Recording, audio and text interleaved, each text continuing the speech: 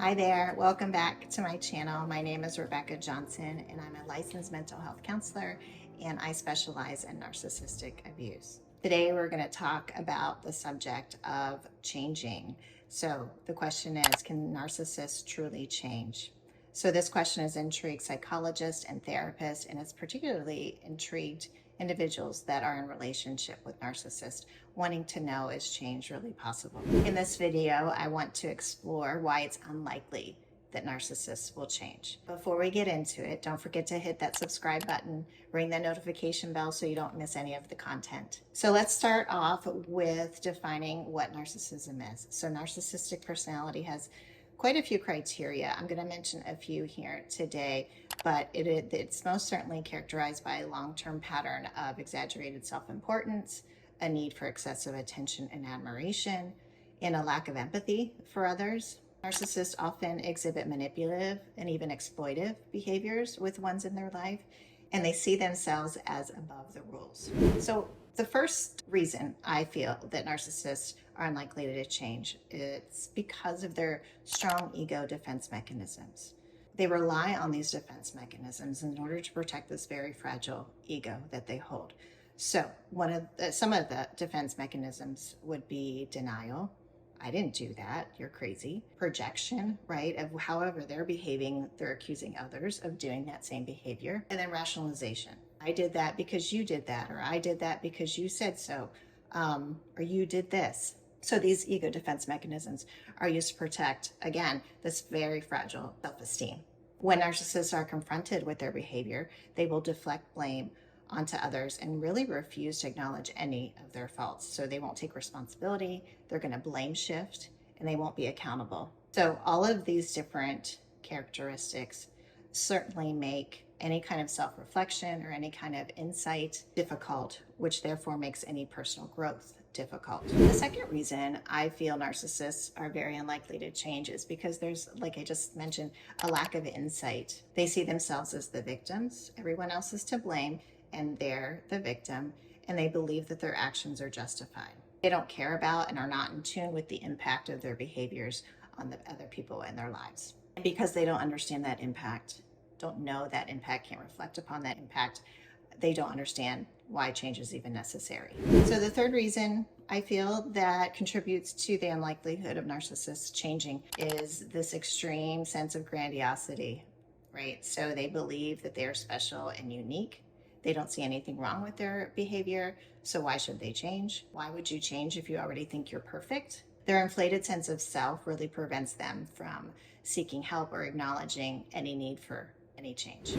I think the fourth reason narcissists are unlikely to change is that they're very treatment resistant. So if a narcissist even shows up on a therapist's sofa, they're going to be really resistant, and often when they do show up, it's because of external pressure from a spouse, from a family member, from someone that they're in relationship with that is hoping for something different in the relationship and hoping for change behavior. But again, even in these circumstances, they're going to be very resistant to exploring their own issues or admitting any bad behavior, or even changing their behavior.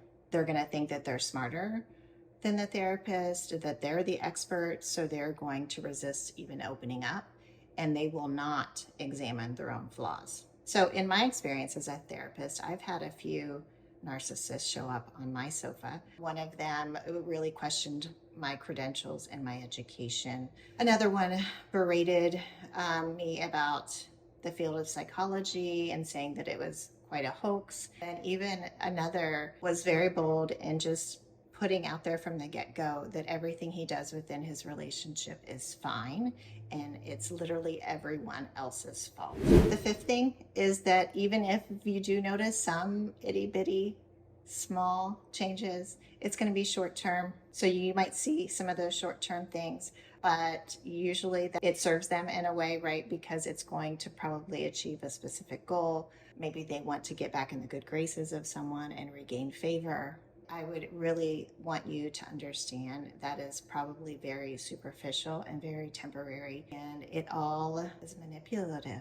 Even if there are short-term changes, you must really understand that the core personality traits will persist. So just to sum it all up, right, there are several reasons why it's very unlikely for narcissists to change. Again, those defense mechanisms, the blame shifting, the projection, the manipulation, the lack of insight, and the inability to self-reflect. They lack responsibility, taking responsibility, or being accountable for their behavior. And let's not forget the sense of grandiosity, where they're smarter, better, more equipped than other people. And then again, the treatment resistance, right? So the success rates are incredibly low for narcissists, even if they do show up to therapy.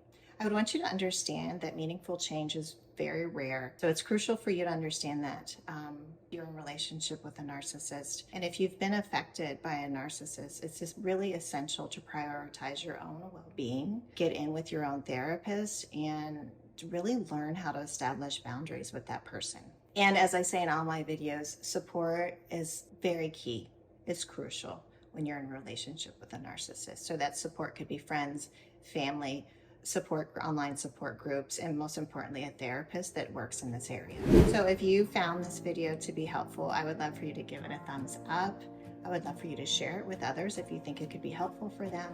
And I would also love for you to make comments and really share your own personal experience with me, or if there's even further insight that you've experienced or things that you might know that we could just really educate this community.